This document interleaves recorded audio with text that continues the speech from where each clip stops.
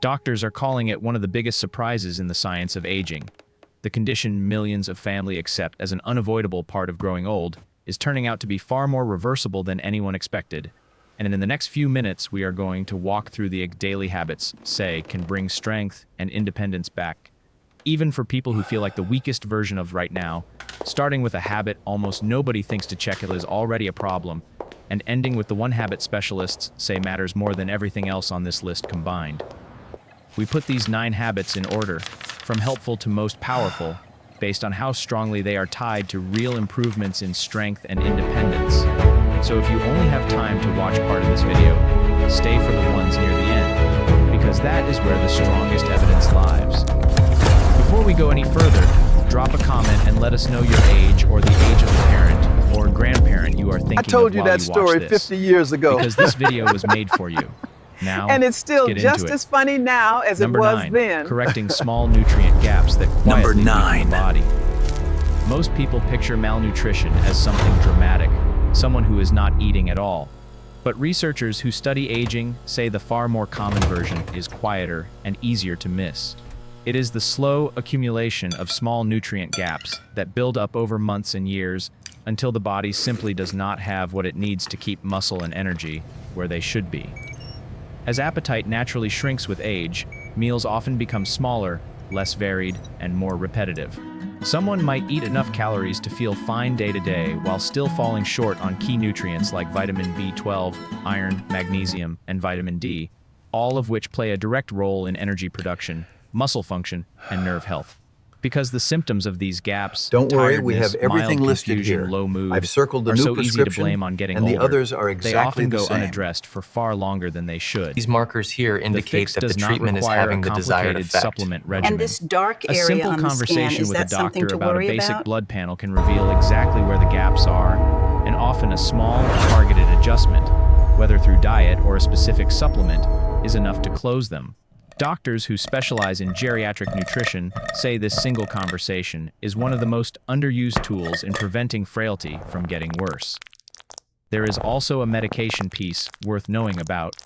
Certain common prescriptions, including some used for acid reflux, blood pressure, and diabetes, can interfere with how the body absorbs specific nutrients over long periods of use. This does not mean anyone should stop a prescribed medication on their own, but it does mean that a yearly review of the full medication list with a doctor or pharmacist can catch nutrient interactions that might otherwise go unnoticed for years, quietly draining energy Are you and sure strength you don't in need the help background. with that? It looks ridiculously Number heavy. 8, I'm paying fine, just give attention me a to second grip to strength readjust the as an strap. early warning sign.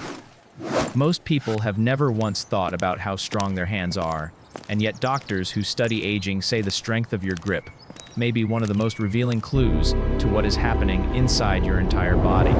It sounds like a small, almost strange thing to focus on, but researchers have found that Which is grip better, 1 or strength 2? tends to 2 is decline clearer. before someone notices And now? weakness anywhere else. Much better. It is one of the earliest, quietest signals that the body is beginning to lose ground. Here is why this matters so much. Grip strength is not really about the hands at all. All right, it's It settled in reflects nicely overall now. muscle quality, nerve How does function, that sound? Oh, and it's how well the body as a wonderful. I can whole is hear you holding onto its perfectly. strength. When grip weakens, it is often one of the first outward signs that muscle is being lost faster than it is being replaced, a process doctors call sarcopenia. And sarcopenia is one of the central engines driving frailty forward. The encouraging part is that grip And then strength, your grandfather like said the rest of the funniest body, thing I had responds ever to use. heard. We couldn't stop Simple laughing. activities like That carrying sounds groceries, just like him, Mother. using What hand a great grippers, memory. kneading dough, gardening, or even squeezing a softball for a few minutes a day can help maintain and even rebuild that strength over time. Many geriatric clinics now check grip strength at routine visits precisely because it offers such an early window into overall physical resilience, long before someone would notice a change in how they walk or climb stairs. If a parent or grandparent has noticed jars are harder to open than they used to be, or that carrying bags from the car feels different this year compared to last, that is not something to brush aside. It is worth paying attention to and worth doing something about, starting today.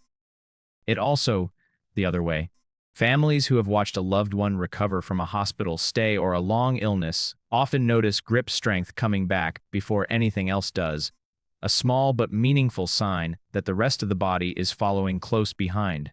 Some occupational therapists even use a simple hand dynamometer, a small handheld device, to track this number over time the same way a doctor might track blood pressure, because it responds quickly to consistent effort and gives an early, encouraging signal that the plan is working. Number 7. Treating vision and hearing as part of physical health, not separate from it. This next one surprises a lot of people because we tend to file eyesight and hearing under a completely different category from strength and mobility. But researchers studying frailty have found that untreated vision and hearing problems are strongly linked to falls, reduced activity, social withdrawal, and faster physical decline. Think about what happens when someone cannot see well. They walk more cautiously, they avoid uneven ground, they stop going to unfamiliar places, and slowly their world gets smaller. The same happens with hearing loss. Conversations become tiring, so people start skipping gatherings. Over time, this quiet retreat from daily activity accelerates muscle loss and reduces the kind of movement that keeps the body strong.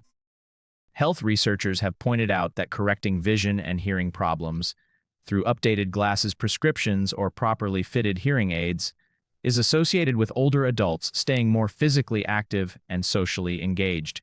It sounds almost too simple, but something as ordinary as an eye exam or a hearing check can open the door back up to the kind of daily movement and connection that protects against frailty.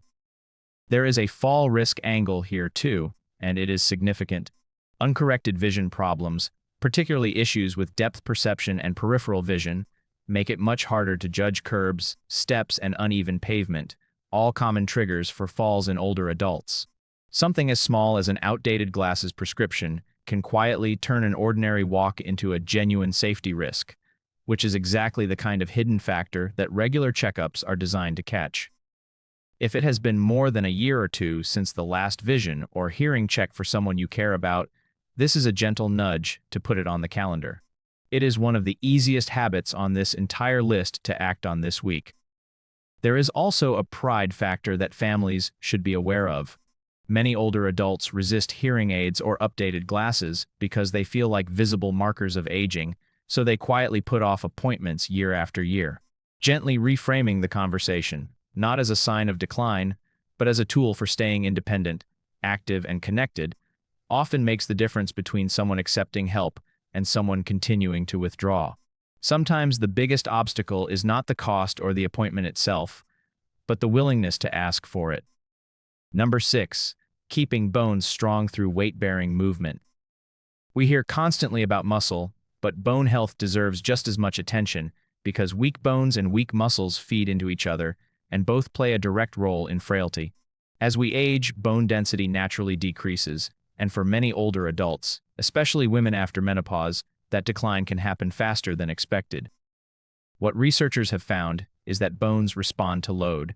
When bones experience the gentle stress of standing, walking, or light resistance work, they are stimulated to maintain their density. When someone becomes sedentary, that stimulus disappears and bone loss speeds up. This creates a dangerous cycle. Weaker bones increase fear of falling, which leads to less movement, which leads to weaker muscles and even weaker bones. The habits that support bone strength are refreshingly ordinary. Walking outdoors, climbing a few stairs, standing up and sitting down repeatedly from a chair, and light resistance exercises with bands or body weight all send the signal to bones that they are still needed. Adequate calcium and vitamin D also play a supporting role, and many doctors recommend a simple blood test to check vitamin D levels, since deficiency is common in older adults, particularly those who spend less time outdoors. Strong bones are not just about avoiding fractures. They are part of the physical foundation that allows someone to keep moving confidently, and confident movement is exactly what keeps frailty from taking hold. And if you are finding this list useful so far, take a second to like this video and subscribe, because we cover topics like this every week, and the habits we still have to talk about play an even bigger role in turning frailty around. Bone density scans are another underused tool here. Many people assume these scans are only for those who have already had a fracture, but doctors increasingly recommend them proactively for older adults, especially women in their 60s and beyond, so that bone loss can be caught and addressed early rather than discovered only after an injury. Knowing the number gives a starting point, and starting points are what turn vague worry into an actual plan. Number 5. Protecting deep, restorative sleep. Sleep is one of those things everyone assumes they understand, but the relationship between sleep and physical strength runs much deeper than most people realize. During the deepest stages of sleep, the body repairs muscle tissue, balances hormones, and restores the immune system. When sleep is repeatedly cut short or interrupted, that nightly repair process never fully completes. Many older adults quietly accept broken sleep as an unavoidable part of getting older. They wake up several times a night, or wake far earlier than they'd like, and simply assume nothing can be done. But sleep specialists say this deserves closer attention, not quiet acceptance.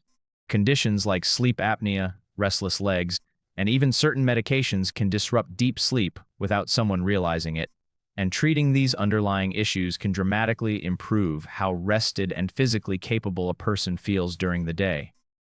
Simple habits also make a real difference. Getting natural daylight earlier in the day, keeping a consistent wake-up time, limiting screens in the hour before bed, and creating a cool, dark, quiet bedroom all support the kind of deep sleep the body needs to rebuild itself. Poor sleep does not just leave someone tired. Over months and years, it quietly erodes the muscle and resilience that keep frailty at bay, which is exactly why this habit belongs firmly in the top half of this list. There is one more piece worth mentioning here, and that is naps. A short nap, 20 to 30 minutes in the early afternoon, can help restore alertness without interfering with nighttime sleep. But longer naps, especially later in the day, can actually make it harder to fall asleep at night, creating a cycle of fragmented rest. Getting the timing right on naps is a small adjustment that many families overlook, yet it can meaningfully improve how rested someone feels across the entire day. Number 4. Staying emotionally and socially connected. It might seem strange that something as personal as loneliness would show up on a list about physical frailty, but the research here is some of the most consistent in the entire field of aging. Social connection is not just good for mood. It is tied directly to physical strength and independence. Researchers who have followed large groups of older adults over time have found something striking. People who remain socially engaged through friendships, family visits, community groups, or regular conversation were significantly more likely to maintain or even regain physical strength compared to those who became isolated. Isolation tends to reduce motivation to move, to eat well, and to take care of daily routines, and all of that quietly accelerates physical decline. There is also a biological piece to this. Chronic loneliness has been linked to elevated stress hormones, more inflammation in the body, and disrupted sleep, all of which overlap directly with the mechanisms behind frailty. In other words, the body does not experience loneliness as something separate from physical health. It experiences it as a form of stress that affects muscles, energy, and immune function. The good news is that connection does not need to be complicated or constant. A regular phone call, a weekly visit, a standing coffee date with a neighbor, a class, a place of worship, or a volunteer group can all provide enough consistent connection to make a measurable difference. For families with an aging parent living farther away, even short, regular video calls have been shown to help older adults feel less isolated and more motivated to stay active. One pattern researchers keep noticing is that connection tends to work best when it comes with a purpose attached, not just company for its own sake. Older adults who volunteer, mentor younger family members, care for a pet, or take part in a regular group activity report higher levels of motivation and physical activity than those whose social contact is passive, like simply having someone sit nearby. Purpose seems to be the ingredient that turns connection into movement, and movement is what ultimately protects the body. Number 3, eating enough protein at every meal, not just once a day. This is one of the most common and most fixable mistakes in the diets of older adults, and it plays a direct role in whether frailty gets worse or starts to reverse. As the body ages, it becomes less efficient at using protein to build and repair muscle, a phenomenon researchers call anabolic resistance. This means older adults actually need more protein, spread more evenly throughout the day, than younger adults do, not less. The problem is that many seniors eat the opposite pattern. a light breakfast, a modest lunch, and most of the day's protein saved for dinner. Nutrition researchers have found that spreading protein evenly across breakfast, lunch, and dinner, rather than loading it all into one meal, leads to noticeably better muscle maintenance in older adults. Good sources do not need to be complicated. Eggs, Greek yogurt, cottage cheese, fish, poultry, beans, lentils, and tofu are all excellent options that are gentle on digestion and easy to prepare in small portions. For older adults with a smaller appetite, adding a protein source to a snack like a handful of nuts or a small yogurt in the afternoon can help close the gap without requiring larger meals. Combined with movement, adequate protein gives the body the raw material it needs to actually rebuild the muscle that gentle exercise is stimulating. Without enough protein, the body simply cannot repair itself efficiently, no matter how much activity someone does. For anyone worried about cost or convenience, it is worth knowing that some of the most protein-dense foods are also among the cheapest and easiest to prepare. Canned fish, eggs, plain yogurt, and dried or canned legumes all store well, require little preparation, and fit easily into a limited budget. For older adults living alone, keeping a small stock of these staples on hand removes one of the biggest barriers to eating enough protein consistently, which is simply not having something quick and easy available at mealtime. Number 2. Balance training, not just walking. Most people assume that walking alone is enough to protect against falls and frailty, but researchers who specialize in fall prevention say balance itself needs to be trained directly, because it is a distinct skill that declines with age faster than most people expect. Balance depends on a combination of muscle strength, inner ear function, vision, and the nervous system's ability to make constant tiny corrections as we move. Walking uses some of this system, but it does not fully challenge it the way dedicated balance practice does. This is why some older adults who walk regularly still experience a fall, because their walking pattern has become so automatic that it no longer challenges their balance system to adapt. Simple balance practices, standing on one foot near a countertop for support, walking heel to toe along a hallway, gently shifting weight from side to side, or practicing standing up from a chair without using the arms, can meaningfully improve stability within just a few weeks of regular practice. Group classes built around gentle balance and movement, often found at community centers or senior programs, have also been shown to reduce fall risk significantly. Falls are one of the single biggest events that can push someone from independence into frailty almost overnight, which is exactly why balance deserves its own dedicated attention rather than being lumped in with general exercise. It is also around the home itself. Loose rugs, dim lighting on stairways, cluttered hallways, and slippery bathroom floors are some of the most common and most fixable fall hazards in a home. Pairing balance training with a few simple home safety changes, a grab bar in the shower, a nightlight in the hallway, a rug removed from a high-traffic area, gives the body a fair chance to put its improving balance to use in an environment that is not working against it. Number 1. Consistent, gentle daily movement, the habit with the strongest evidence of all. Every specialist who studies frailty circles back to the same conclusion in the end. The single most powerful habit for reversing frailty is not a supplement, a medication, or a dramatic lifestyle overhaul. It is simply moving the body a little, consistently, every single day. Researchers who have studied frail older adults, including those in their 80s and 90s, have found something remarkable.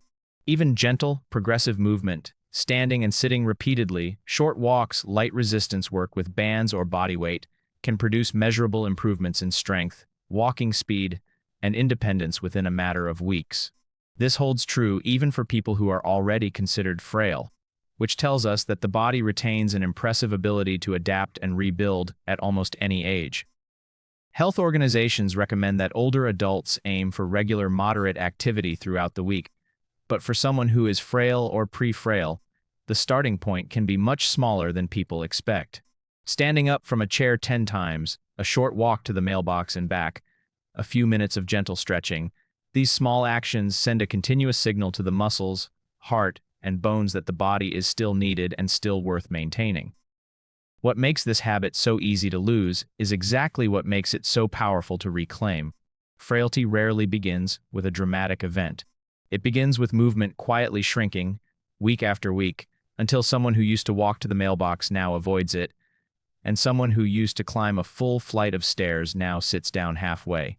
The body adapts to whatever we ask of it in both directions. Ask less of it, and it gives less.